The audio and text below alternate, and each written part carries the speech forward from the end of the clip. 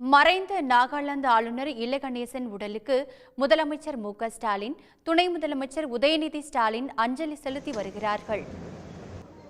இதுகுறித்து கூடுதல் விவரங்களை வழங்குவதற்காக இணைகிறார் செய்தியாளர் குணசேகரன். விவரங்களை பதிவு செய்யலாம்.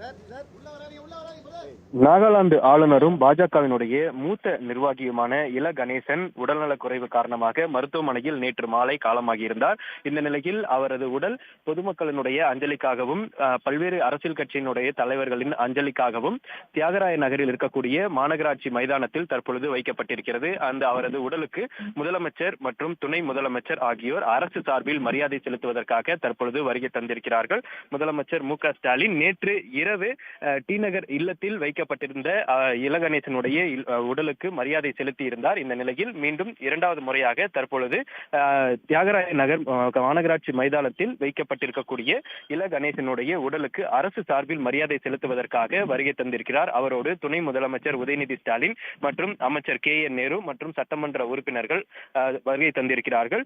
சரியாக 4 மணிக்கு இந்த தியாகராய நகரில் இருக்கக்கூடிய இந்த மைதானத்தில் இருந்து அவரது உடல் என்பது ராணுவத்தினருடைய பாதுகாப்பு வாகனம் மூலமாக பெசன்ட் நகரில் இருக்கக்கூடிய மின் தகன மயானத்திற்கு கொண்டு செல்லப்பட இருக்கிறது. அதற்கு முன்னதாக 2 மணிக்கு முன்னதாகவே பல்வேறு அரசியல் கட்சியினுடைய தலைவர்களுக்கு அஞ்சலி செலுத்துவதற்கான அந்த நேரம் என்பது ஒதுக்கப்பட்டிருக்கிறது. 3 மணி அளவில் நாகாலாந்தினுடைய முதலமைச்சர் மற்றும் துணை முதலமைச்சர் அமைச்சர்கள் வருகை தந்து மரியாதையினை செலுத்த இருக்கிறார்கள். அதன் பிறகாக பாஜக மூத்த நிர்வாகிகள் மற்றும் RSS அமைப்பினுடைய இயக்கம் சார்பிலும் அஞ்சலி செலுத்தப்பட இருக்கிறது.